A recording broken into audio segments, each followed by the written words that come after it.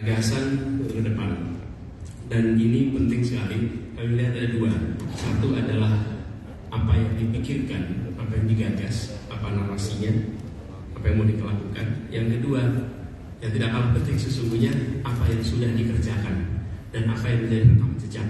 Karena the best predictor of future behavior is the past behavior. Prediktor terbaik atas apa yang akan dikerjakan justru yang sudah dikerjakan. Jadi kami nanti sebagian bagiannya adalah yang memang ke depan, tapi juga sebagian mungkin merujuk atas apa yang sudah dikerjakan di Jakarta khususnya. Nah, Bapak sekalian yang saya hormati, dalam kesempatan yang baik ini saya ingin memulai dengan menggambarkan perjalanan kita sebagai bangsa. Kalibrasi atas perjalanan panjang. Kita merdeka untuk meraih tujuan bernegara. Tiap 5 tahun kita jeda sebentar, menengok ke belakang, menengok ke depan, memastikan arahnya tepat. Karena itu saya sampaikan arah ini menjadi penting. Apa yang sesungguhnya menjadi fase-fase perjalanan kita? Sebelum keluar ya? Oh udah? Oh oke, siap. Jadi kita mulai dengan gagasan satu bangsa tahun 28. Kemudian tahun 45 kita berhasil menjadi satu negara. Kemudian tahun 50 kita menjadi satu negara kesatuan. Jadi kalau hari ini dia bilang NKRI, itu milestone-nya tahun 50, bukan tahun 45. Karena sebelumnya federasi. Lalu tahun 57 deklarasi Juanda yang menjadikan kita menjadi satu tanah dan air. Sebelumnya hanya satu tanah, tapi tidak satu tanah air. Tapi baru diakui dunia tahun 82 lewat UNCLOS, United Nations Convention of the Law of the Sea. Dan sekarang kami melihat ke depan, apa yang harus kita harus memastikan bahwa kita sampai kepada satu, istilah kami, satu kemakmuran. Jadi visi Indonesia 2045 itu bukan semata-mata tentang berapa GDP per kapita kita, tetapi satu kemakmuran yang dirasakan oleh seluruh penduduk Indonesia. Kira-kira visi ke depannya. Nah, dalam menjalankan itu sekalian, mengapa ini penting? Karena kalau kita bicara kenyataan sekalian, tanpa kita membereskan satu kemakmuran, ketimpangan yang ada ini akan problematik. Ini kenyataan yang sekarang kita hadapi hari ini. Pertumbuhan ekonomi kita belum berhasil dalam menyelesaikan pengangguran, tapi juga ketimpangan yang ada ini menjadi PR yang sesungguhnya. Balkanisasi yang terjadi tahun 90-an itu diawali bukan dengan political problem, tapi justru diawali dengan economic disparity yang ekstrim.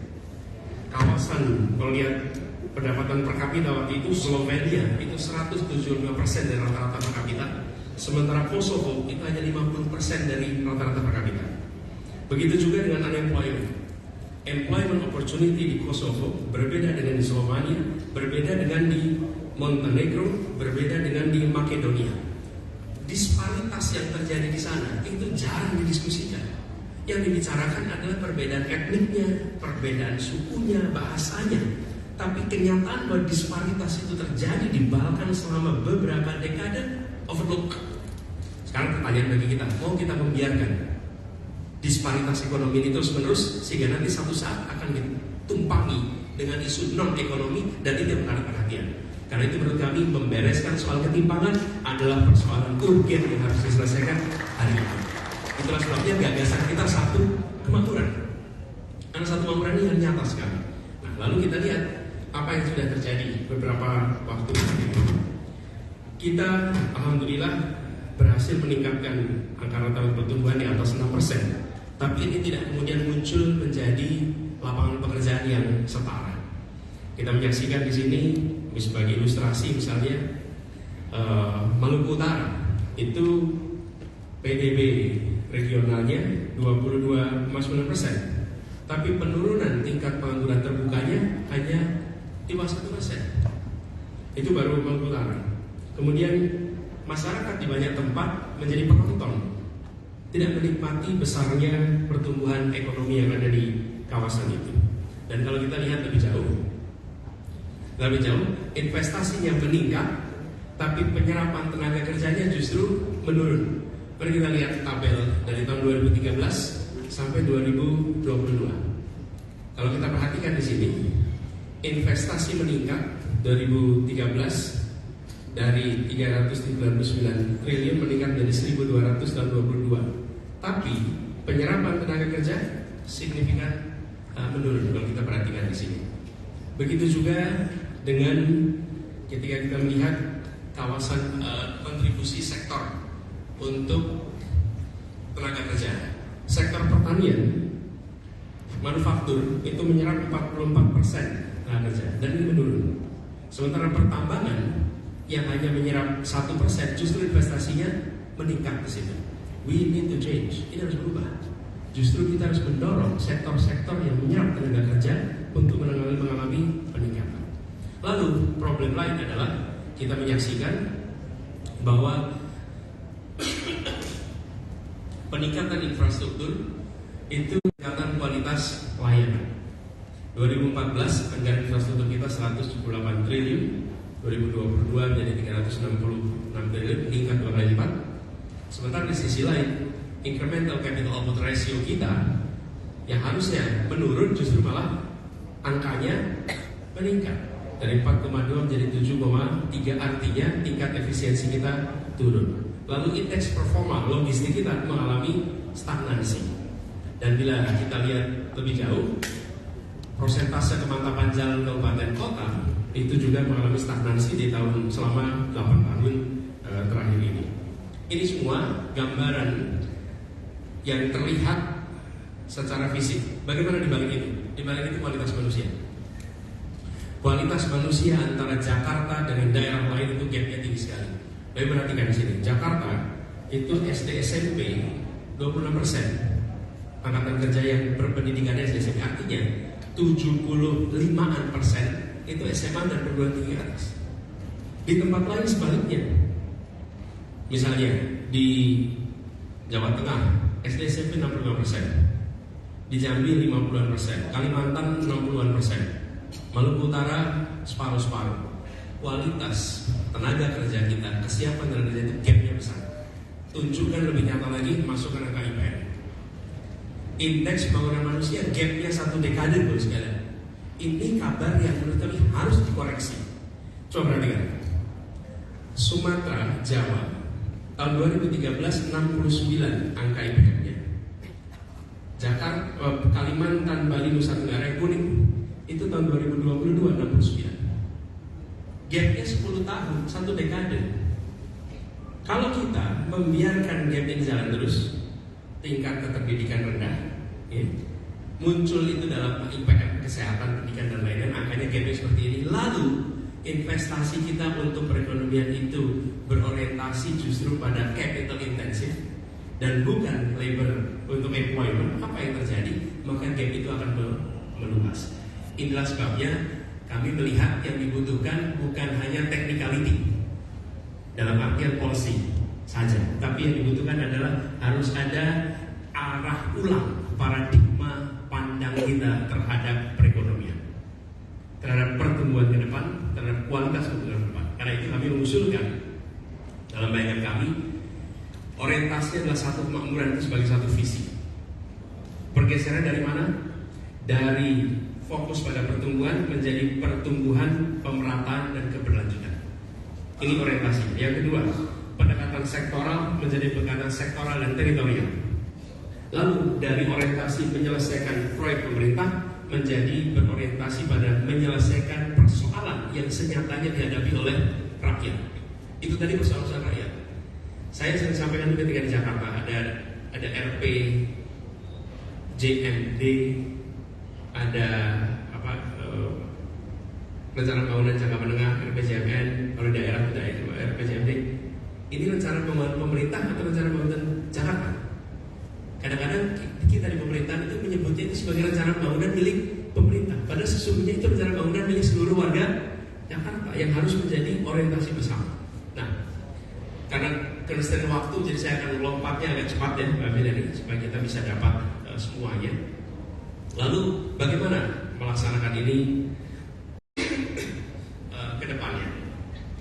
Jadi sekalian, kami melihat kita perlu meraih Indonesia adil makmur untuk semua. Kira-kira visinya itu. Fokusnya ada 4 unsur: manusianya, ruang hidupnya, interaksinya, institusinya. Ada 4 area yang menjadi fokus dari perhatian kita. Nah, untuk kualitas manusia, kita menginginkan agar keterdidikan dan kondisi kesehatan berkualitas untuk semua. Misinya pada penguatan keluarga. Kita berharap outcome-nya nanti adalah pengembangan kualitas manusia yang merata di seluruh Indonesia. Dan hari ini sekalian, kalau Bapak Ibu lihat struktur institusi sekolah kita bentuknya piramid. Selama itu seperti piramid, maka kita nggak akan mungkin bisa menyelesaikan persoalan ini. Jumlah bangku SD kelas 1 dengan bangku SMA kelas 3 itu nggak setara. Kita coba. Ini persoalan menahun selama ini nggak dibereskan. Gejalanya apa? Gejalanya itu berantem kalau PPDB. Di tiap akhir tahun. Terus kita nggak mau menyelesaikan akar masalahnya. Akar masalahnya apa? Bangkunya kurang, simple as that. Tapi kita otak-atik jadi hilirnya, hulunya nggak setara. Nah, kemudian ruang hidup, kota desa yang saling memajukan, kemudian lingkungan hidup yang lestari dan keadilan ekologis. Dan ini artinya outcome yang kita harapkan pemerataan akses ekonomi dan pengelolaan sumber daya alam yang berkelanjutan. Ruang interaksi sama, kita misinya adalah membuat biaya hidup menjadi murah, kebutuhan pokok yang tersedia, dan itu artinya perbaikan tata niaga dengan serius, lalu pengentasan kemiskinan dengan perluasan kepastian berusaha dan menciptakan lapangan kerja yang berkualitas. Kita lihat outcome di bawahnya. Tapi yang tidak kalah penting sekalian, institusi. Institusi penting sekali. Kami melihat memulihkan kualitas demokrasi kita itu penting, mengembalikan good governance menjadi prioritas di dalam menjalankan pemerintahan itu sangat penting. Dan ini akan memberikan kepastian hukum bagi siapapun juga. Lalu Indonesia yang amat luas ini perlu ada sinkronisasi atas kebijakan nasional sampai dengan daerah. Sinkronisasi ini mutlak dibutuhkan. Tanpa itu maka sulit sekali untuk kita bisa melakukan kegiatan perekonomian dengan baik. Dan sinkronisasi jangan disamakan dengan resentralisasi. Itu completely different approach. Kita punya kecenderungan kalau tidak sinkron di take over. Bukan, tidak sinkron itu artinya harus ada sync. Bukan kemudian otoritasnya dipindah, tapi koordinasinya, alat ukurnya disamakan. Dan kalau itu dikerjakan, sinkronisasi itu akan bisa membuat efisiensi muncul. Jadi Bapak sekalian, ini agenda-agenda, dan ada satu aspek yang tidak kalah penting. Saya akan skip saja yang terkait dengan ini karena waktunya terbatas. Tapi saya ingin menegaskan satu lagi yang sering terlewatkan, adalah peran koperasi. Peran koperasi di dalam perekonomian kita. Kita butuh sekali hari ini mengembalikan koperasi menjadi salah satu pelaku penting dalam perekonomian Indonesia. Dan kami merasakan di Jakarta, ketika PKK itu memiliki koperasi, less likely terjebak urusan pinjol-pinjol yang selama ini ada. Dan itu kenyataan yang ada di lapangan. PKK di Jakarta untuk koperasi. Di kawasan pertanian kami melihat perlu ada pengaktifan ulang peran koperasi, khususnya di kawasan rural, khususnya terkait dengan pertanian, perkebunan, perikanan, peternakan, dan ada aspek-aspek yang kita harus kerjakan lewat jalur koperasi. Menghidupkan koperasi ini menjadi salah satu hal yang kita ingin prioritaskan. Waktunya sudah habis, jadi saya tidak bisa lebih jauh lagi. Tapi itu kira-kira garis besar pokok pikirannya, dan mudah-mudahan nanti kita bisa berdiskusi lebih jauh. Terima kasih. Assalamualaikum warahmatullahi wabarakatuh. Silakan Mas untuk duduk di sini. Mungkin ada beberapa pertanyaan dan juga nanti ada